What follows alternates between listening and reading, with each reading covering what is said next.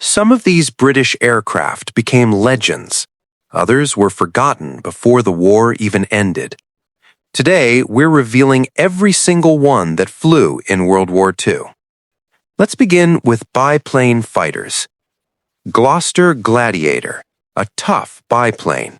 It was one of the last of its kind, serving with distinction during the early years of the war, especially over Malta and in the desert, a genuine classic. Gloster Gauntlet. Already obsolete by 1939, this biplane mostly served as an advanced trainer or in secondary roles, a useful workhorse for preparing future fighter pilots. Moving on to monoplane fighters. Hawker Hurricane, the true backbone of the Battle of Britain. While the Spitfire got the glamour, this tough, reliable fighter accounted for the majority of German kills in 1940. Easy to repair and incredibly robust. Supermarine Spitfire Griffin-powered variants. These were the late-war superb fighters. Equipped with the powerful 2,000-horsepower Griffin engine, they could fly higher and faster than any previous version, ensuring the Spitfire remained competitive right until the end. Westland Whirlwind, a promising design that was unfortunately hampered by engine development issues. Its four 20mm cannons made it a devastating ground attack platform when it did see service, truly advanced for its time. Up next, Boulton-Paul Defiant, a revolutionary but flawed concept. Its main armament was concentrated in a dorsal turret. While a failure in daytime fighting, it did achieve some success as a dedicated night fighter early in the Blitz. Continuing with late-war high-performance and jet fighters. Hawker Typhoon. Initially designed as a high-altitude interceptor, it found its true calling as a devastating low-level fighter-bomber. Armed with rockets and cannons, it tore apart German armor on the Western Front, a massive brute of a machine. Hawker Tempest, widely regarded as one of the fastest piston-engine fighters of the war. Its superb performance allowed it to effectively counter the German V-1 flying bomb later in the conflict. Truly exceptional speed. Gloster Meteor, Britain's only jet aircraft to achieve operational status during the Second World War. Although it arrived too late to seriously influence the outcome, it signaled a monumental shift in air warfare technology. Next up, heavy fighters and night fighters. Bristol Beaufighter, nicknamed the Whispering Death. This heavy, rugged, twin-engined aircraft excelled as a night fighter, torpedo bomber, and anti-shipping strike aircraft. Its versatility was legendary. The de Havilland Mosquito fighter variants, the incredible wooden wonder. These fighter versions utilized their speed to evade interception, serving as highly effective night fighters and pathfinders throughout the war. Nothing else was quite like it. Hawker Hurricane night fighter conversions. These adapted Hurricanes were equipped with AI, or air interception radar. They were crucial in defending Britain against the devastating nighttime attacks of the Blitz, a vital conversion. De Havilland Hornet, one of the fastest propeller-driven aircraft ever made. Though it barely seeing combat, it was developed during the war as a long-range fighter, showcasing incredible performance. Next up, Fleet RIM fighters. Blackburn Skua, an early Fleet Air Arm attempt at a carrier-borne fighter-dive-bomber combination. It achieved the distinction of being the first British aircraft to shoot down a German plane in the Second World War. Blackburn Rock, a carrier version of the flawed turret fighter. It suffered from poor performance and was quickly relegated to secondary duties, proving that defensive turrets did not work well on fast fighters.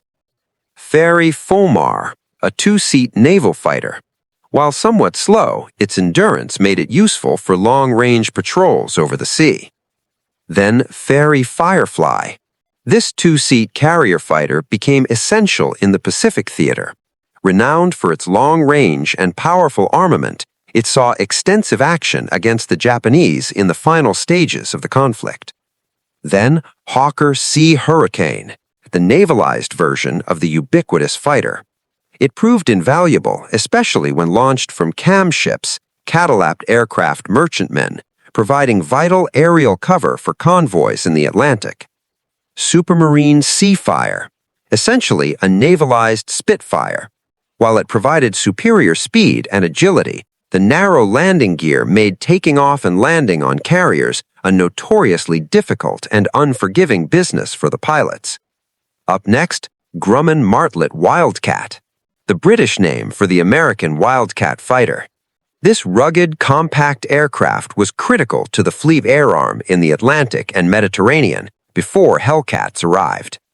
A tough little machine, Grumman Hellcat, the American successor to the Wildcat. This powerful fighter became the dominant combat aircraft aboard British carriers, particularly during operations against the Japanese in the Pacific. The next one, Vogt Corsair, known for its distinctive inverted gull wings.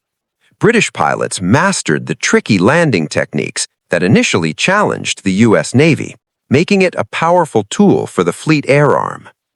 Blackburn Firebrand, a heavily armed single-seat strike fighter designed late in the war. Although it missed major action, its development showcased Britain's commitment to large, powerful naval strike aircraft. Continuing with Fleet Air Arm torpedo and dive bombers. Fairey Battle. This aircraft suffered devastating losses during the Battle of France in 1940. It quickly proved too slow and lightly armed for the modern battlefield, transitioning mostly into training roles thereafter. Then, Bristol Blenheim, a fast, modern light bomber at the start of the war. It saw extensive, courageous service in the early European campaigns, though vulnerability issues soon led to its replacement in frontline roles. Then, Vickers Wellington, the beloved Wimpy. Its unique, strong geodetic structure allowed it to absorb incredible punishment. It formed the backbone of Bomber Command during the crucial early phase of the night bombing offensive. Armstrong Whitworth Whitley, a mainstay of early Bomber Command operations. It was a rugged, medium bomber, later adapting to pathfinding and clandestine supply drops thanks to its range and reliable performance. Handley Pam Hampton, nicknamed the Flying Panhandle due to its very narrow fuselage. This medium bomber was fast, but crews hated its cramped conditions, seeing extensive service early in the bombing campaign. Avro Manchester, a transitional aircraft famous for its persistent engine trouble. Despite its mechanical woes, its basic airframe design was ultimately refined into the legendary four-engine Lancaster. Then Bristol Buckingham, designed as a fast medium bomber to replace the Blenheim. It arrived too late for frontline bomber use and was instead converted almost entirely for high-speed transport duties. Next on the list is heavy bombers. Short Stirling, the RAF's first true four-engine heavy bomber. Despite its limited ceiling, it carried massive payloads and served with distinction, often spearheading bombing raids before being reassigned to transport roles. Handley Page Halifax, a powerful and crucial heavy bomber, serving as a pillar of Bomber Command alongside the Lancaster. It was highly versatile, eventually becoming favored for transport and special operations roles as well. Avro Lancaster, without question the most famous and successful British heavy bomber. Known for its huge bomb bay and incredible resilience, it executed the most celebrated raids, including the famous Dam Busters mission. Continuing with seaplanes and flying boats. Short Sunderland, known as the Flying Porcupine by the Germans due to its heavy defensive armament. This massive flying boat provided crucial anti-submarine and reconnaissance patrols over the Atlantic. Supermarine Walrus, an ungainly pusher-propeller biplane amphibious defense artifact. It was often launched from warships via catapult, performing naval spotting, reconnaissance, and crucial air-sea rescue missions. Up next, Supermarine Sea Otter, a slightly larger, more powerful successor to the Walrus. This amphibious aircraft continued the vital work of naval spotting and search and rescue in the later stages of the war. Supermarine Stranraer, an obsolete biplane flying boat relegated to training and coastal patrol duties early in the war. It was a reminder of the RAF's rapid transition from biplanes to monoplanes. Sorrow London. This large, reliable biplane flying boat served initially on reconnaissance and patrol missions before being quickly replaced by the superior monoplane designs like the Sunderland. Consolidated Catalina Lend-Lease, a vital Lend-Lease flying boat known for its incredible range and endurance. The CAT proved indispensable for long-duration anti-submarine patrols over the vastness of the Atlantic Ocean.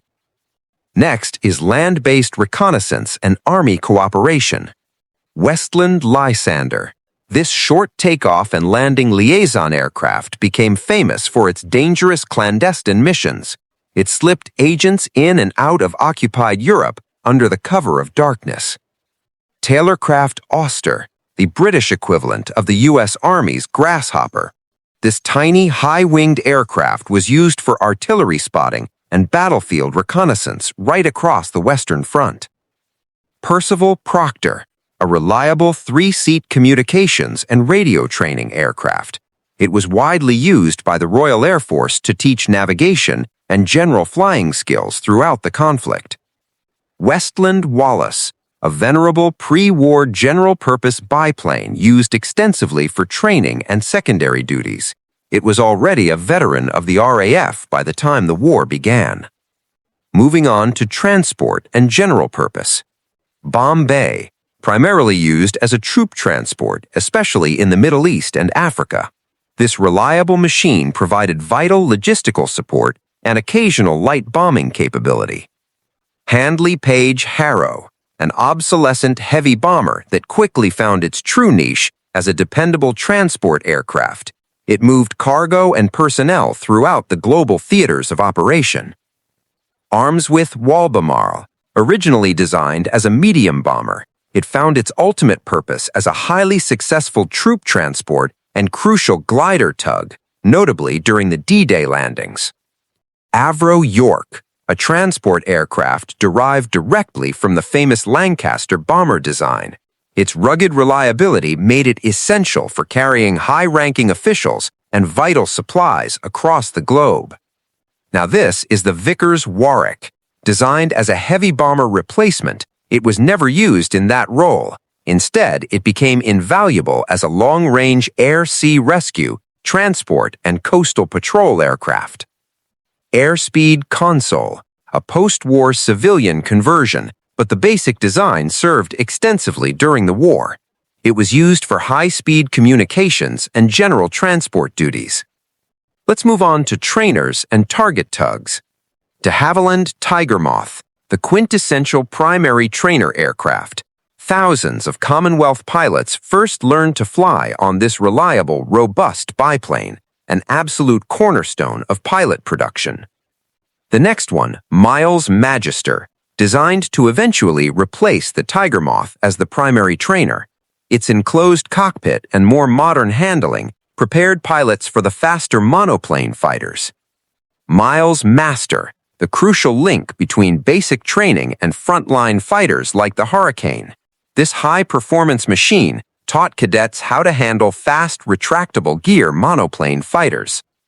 Miles Martinet, derived from the master trainer, this specialist aircraft towed aerial targets for live-fire practice, a necessary but dangerous job for improving anti-aircraft gunnery skills. Airspeed Oxford, a highly successful twin-engine trainer that taught everything from navigation and bombing to radio operation. It was vital for training future multi-engine crew members. Avro Anson, known as the Faithful Annie, this versatile twin-engine aircraft served simultaneously as a coastal reconnaissance machine and a comprehensive multi-engine trainer throughout the entire war. De Havilland Domini, this small, elegant biplane was primarily used for communications, ferrying personnel, and providing advanced radio navigation training within the RAF. De Havilland Queen Bee, a radio-controlled version of the Tigermoth. These drones provided realistic moving targets for both anti-aircraft gunners and fighter pilots during crucial combat training exercises.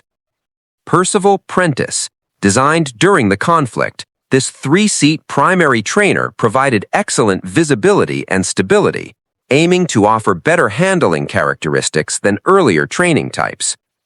Miles Gemini, a small twin-engine communications and light transport aircraft. It provided rapid movement for essential personnel across various airfields during the later war years. Finally, we have gliders. Airspeed Horsa, the RAF's primary troop-carrying glider. It carried up to 30 troops or heavy equipment, playing a silent role in major operations like D-Day and Arnhem. Now this is the General Aircraft Hamilcar. This huge glider was designed specifically to carry heavy vehicles, including tanks and self-propelled guns, straight onto the battlefield, a logistical marvel of its time. General Aircraft Halicar. Initially intended as a small 8-man assault glider, it was quickly relegated to purely training duties, preparing pilots for the larger, more complex operational assault gliders. Slingsley Hengist, a specialized training glider used to give initial towing and landing experience to the pilots who would eventually fly the massive operational assault gliders. This was every British aircraft that served in World War II.